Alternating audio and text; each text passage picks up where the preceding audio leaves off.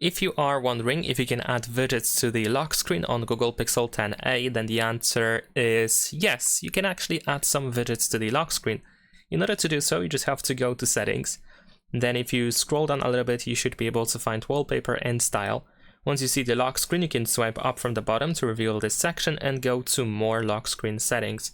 In here we can find widgets on lock screen. You can just turn it on quite easily by tapping on this switcher. You can also tap on the option itself in order to find some additional information.